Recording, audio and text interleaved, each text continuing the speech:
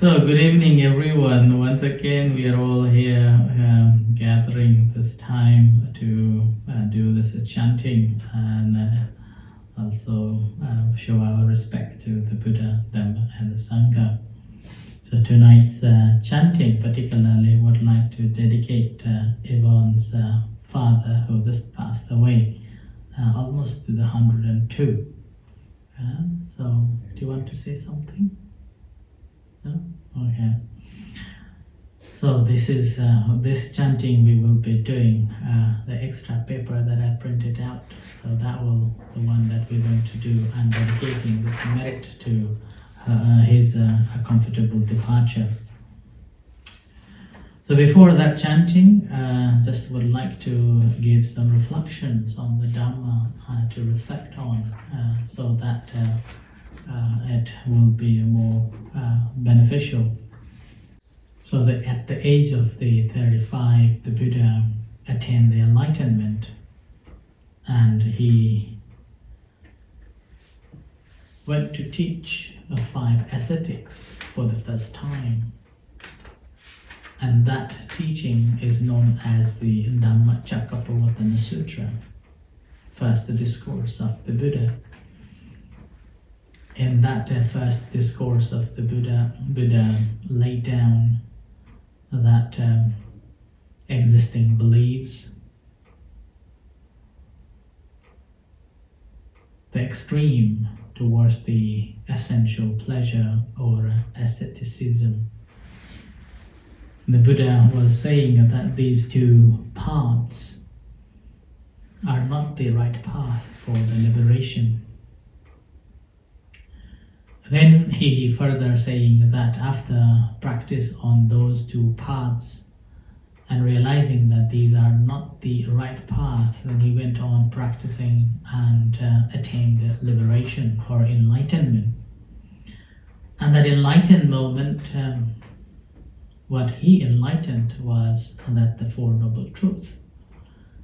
And the 4 Noble Truths are that there is a suffering, and the suffering has a cause, and the suffering can be ended, and there is a way to end the suffering. So entire his dispensation for 45 years, he taught the Dhamma simply to enlighten us on these 4 principles. And it's been over 2 millennia and still working on. We have studied it, we have read it, and we have reflected it, and we have heard from so many people talking about it. I wonder why we are not enlightened yet. I have been a monk for 26 years and studying Buddha's teachings are 4 Noble Truths. There is a suffering, there is a cause, there is the suffering can be ended, and there is a way out from the suffering. But I'm not enlightened yet. I hope that you will be enlightened soon. So in that 4 Noble Truths, the first one they call suffering. The description for that particular word, suffering, Buddha gave so many definitions, and also categorizing that birth itself is a suffering. Being born is a suffering. Further on, once we are born, there is no question, we can't question about our birth. And a death is also suffering. And a death also we cannot deny, it's going to happen. But we simply do not know when it's going to happen. That's the only problem. But within this birth and death, there are so many things that we do, and there are so many things that we engage with. And along that, we develop relationships, we develop affections and attachments and so on. As a result, the Buddha described that Piyehi vipayogo dukho, which means a separation from loved one is suffering. In any way, any way, separation from loved one is always suffering. But the funny thing is that when someone who we love, if they are still alive but living in a far distance, we do have a little bit of this what's called sadness of not being with them, but there is no that grief in it. But the very moment when our loved one passes away, then suddenly that loss becomes reality and we feel suffering. And we feel really suffering, particularly if our parents then suddenly after 20 years, 50 years or 60 years, we become an orphan. When we have a parents, although they live far away, there is something that tells us in our heart that I have them, I don't need to worry. You may not talk to them, but still there is the bond there and feel comfort is there. But the very moment when they passed away, you feel alone, independent on this earth. You have to work hard now to stand up yourself. I remember I left my parents when I was 18 years old. And I didn't see them for 5 years and never contact, no chance to talk to them. And then after 5 years, almost 5 years, I went back to see them. I felt very different. And after that, I kept continue contact with them. And then in 2008, when my father got very seriously ill, I went back to see them. And that was something I felt that probably because I have been studying the Dhamma and practicing meditation and have some insight about the true nature, I was able to not only comfort myself, but also other relatives, my family members. And then in 2013, that was the moment around June, July, one night when I was meditating, there was a vision appeared that December 21st, my mother is going to die. So then straight away I was in a university and tried to finish all the reports as much as possible, but couldn't finish it, so I went away. There was only in my mind was at that time only one thing was playing, that was I must be there on that day. So as soon as my university gave a holiday, so it was starting a holiday on 18th of December, I went away. And then I didn't know that my father was in a hospital ICU. I thought that my mother is going to be in ICU instead. But when I arrived late night in Kathmandu, my brother told me that father is in ICU. So I went very next day, went to see him. ICU, you were not allowed to stay more than 15 minutes. So every 15 minutes, I was asked to leave the room for half an hour and go back again, like that. So I chat with him, I talked with him, I massaged him, I cut his nails, which again Nepal, he didn't have a shower for a couple of months probably. The nails were very dirty, black. So I was just cutting them in the hospital, comforting and massaging him. But before that, the very moment when I went to see him, the one thing that he said to me, "You have provided everything for me. I have no fear of a dying." That was very comforting, And then I stayed with him for a whole day. But my vision says, 21st, my mother died. I wanted to go and stay with her. So I told my father late evening on that day, but I didn't tell him about my vision. So I told him that, okay, I will go and see my mother tomorrow, and I won't come tomorrow.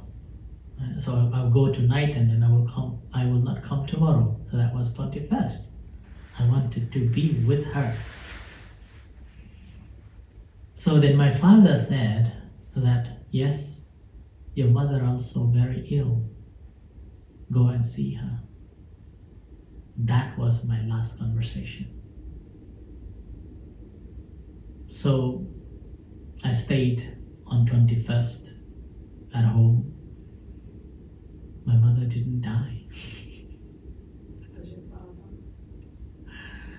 So I had this vision that my mother will die, and so I was awake until midnight on the night that I went to stay, because I didn't know what time. I just had this number. So I stayed, and then whole day I was with my mother. I was teaching her breathing in. I was teaching her some stories of the Buddha, and telling my stories about being in Scotland, and I was studying and so on. As they finished evening time, I got the severe headaches, so I just rested. And then tomorrow morning, I got a call that my father died. So early morning, I rushed to see him, and I didn't know all the protocols at that time. So then somehow we managed to take his body back to the village. I was sitting in this ambulance from the hospital to the village. This sound of the ambulance, wah, wah, wah, wah. I didn't know that is going to affect me for some times.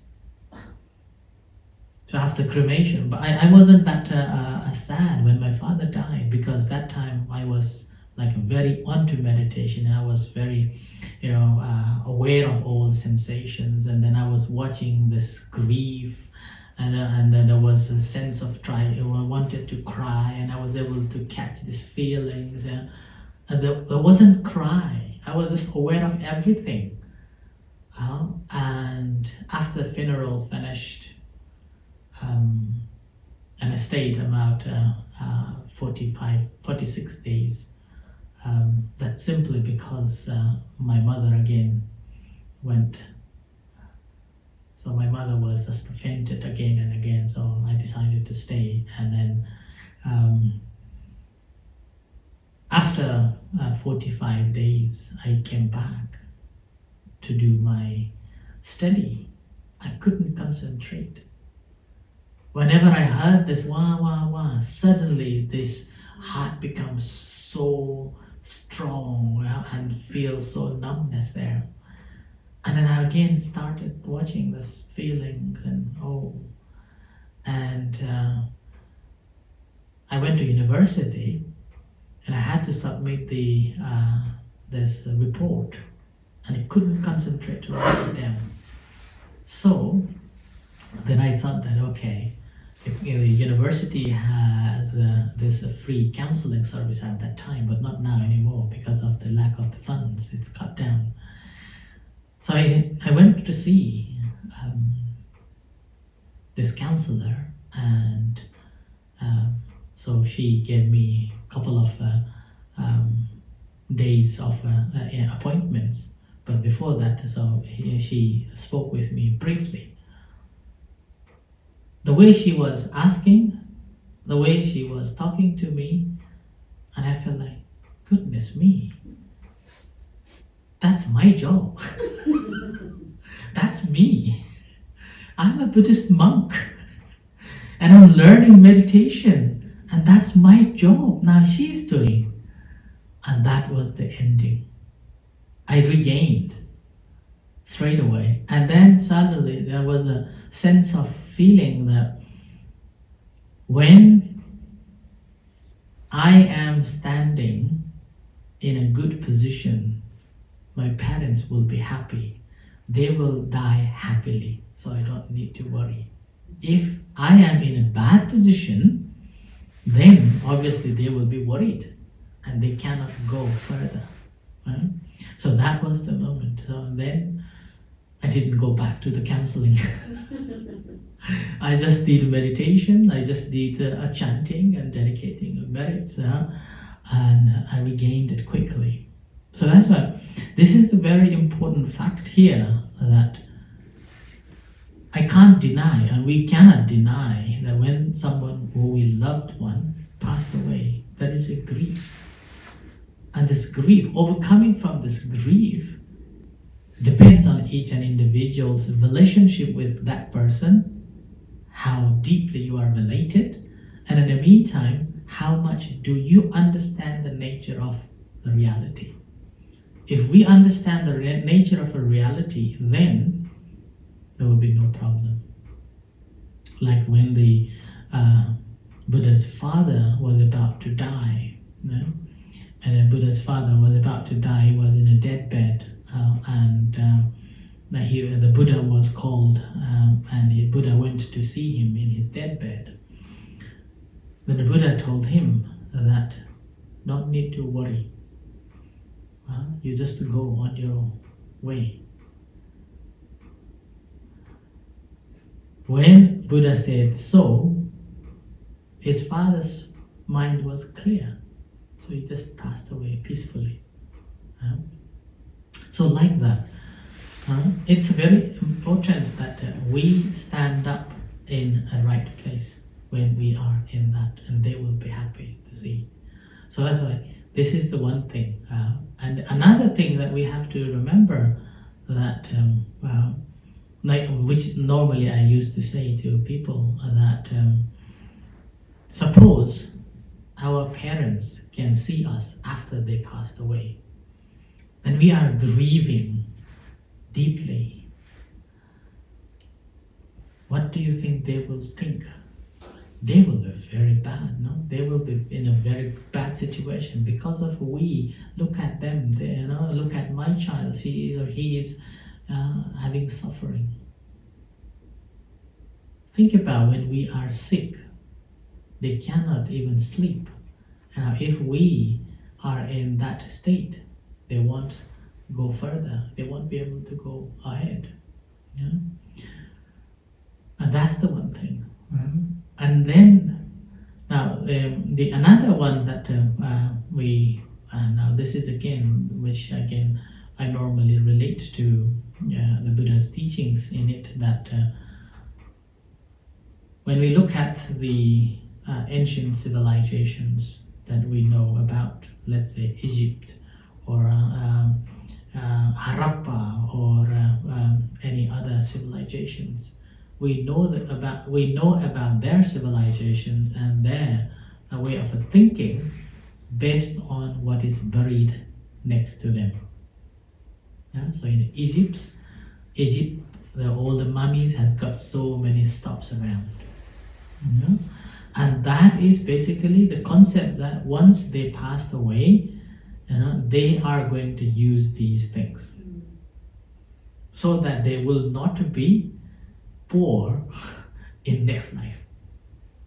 Now, same in every civilization, even nowadays, Every ethnic groups, every nations, they have such a beliefs when somebody passed away.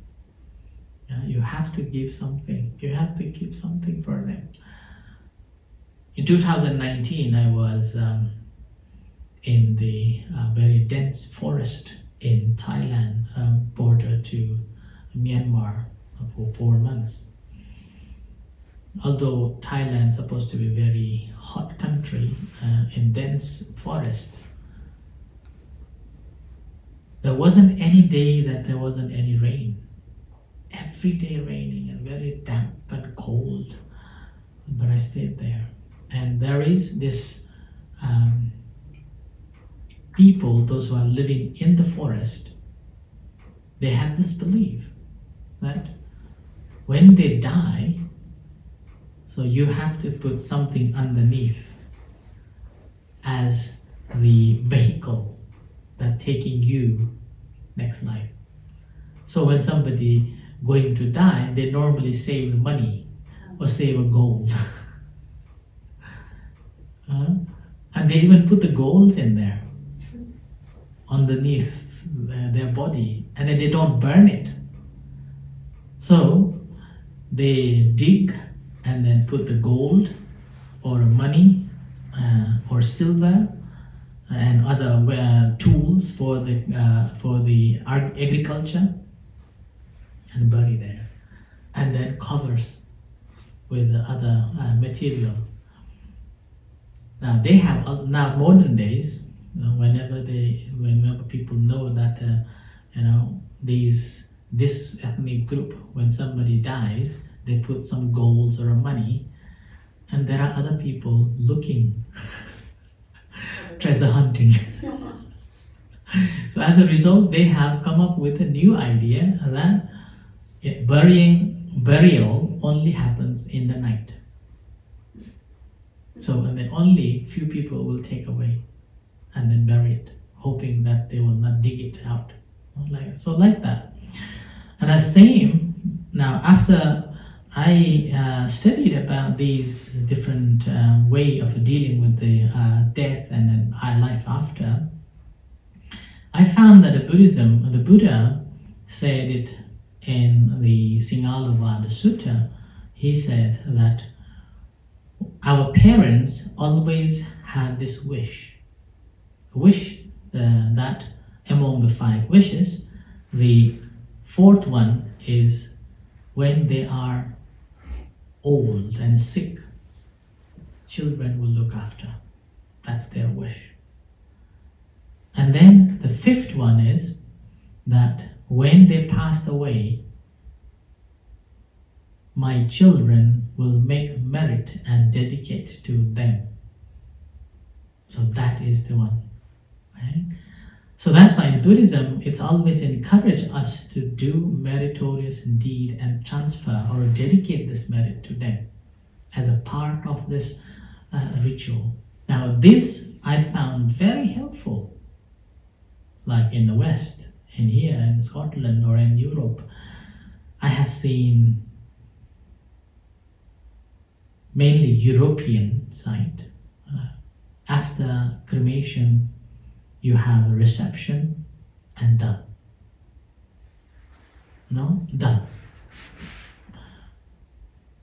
And the person who experienced this death, let's say a partner died, or a father died, or a son died, or a daughter died, that person is still in a grieving.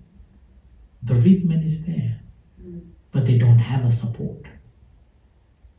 They don't have a support. They are just going into that thought of a loss and go back again and again and again. That causes more harm, and that takes a lot of time to overcome from this grief. Whereas I have seen in Asia, or even like an Asian community here, what I have seen that they have the community coming and supporting now and then. Not just on that day. They will be coming back to see you again and again in a certain days. And then that certain day is coming, they're coming to help you. And with that support you're getting from the community, you feel not lonely. you feel not discarded. So the bereavement, the grief, it can overcome quite quickly. And further on, when they are meeting, not only meeting, they're also doing something for the deceased one. And that is merit making. And merit making, and then dedicating it to that person that we really love. So when we are doing for that person, and obviously it's something makes us our heart that I have done my part. It does help. Yeah, I have done my part. And that's the one that I feel very heart touching for all of us. And then I have seen that a person who does that, quite often they can come out from this grief and the sadness of losing our loved one. That's why in our Buddhist practices, there's always this tradition of 7 days. So 7 days after someone passed away, there is a merit making on the 7th day.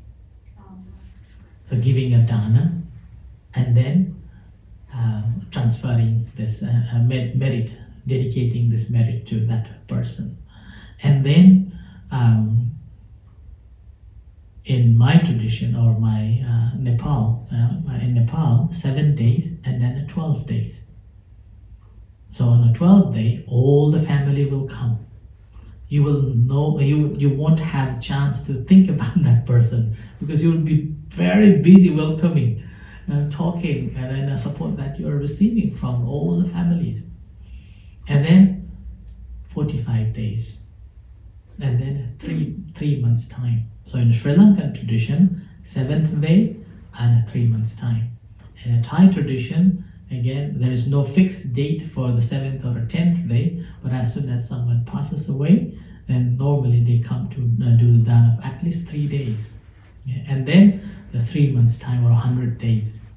And then 1 year later. So that merit making and dedicating to that person or the loved one is something that they feel loss but not grieved. Yeah? And they have done their part and wishing them. But obviously this dedication of the merit, it depends on a person's status after somebody passed away, where that person reborn. If they have born somewhere that they don't need it, it is not necessary. But because we do not know, so we have to do such a rituals kind of part of making a merit and dedicating to the departed ones. In the same time, this act of merit making and dedicating to the departed one, I see it as an opportunity for us to make a merit for us. Otherwise, other days, we are very busy. We don't want to do it. But on that day, I'm doing this merit for my loved one.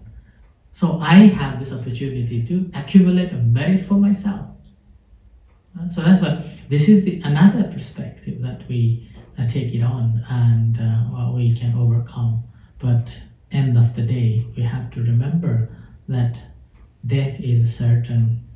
We cannot overcome from it, and then we cannot deny that. So that is another reason why Buddha always encourages us to reflect on the death, that it can happen at any time, so that reflecting on that, it's not a negative or pessimistic or depressing thing, but we have to reflect on very wisely, and with that wise reflection, so we won't be living our life heedlessly, but living with kindness and compassion to oneself and then to others. So with that, we will be accumulating more merits for ourselves and then for the other members as well. Yeah? So that's why I thought that we'll give this reflection as support to Yvonne on this, and hope that wherever he has taken birth, may he has a good life, and if he needs our support, now we will do this chanting and dedicate to him. Right? So with this, let's chant this Abhidhamma chanting.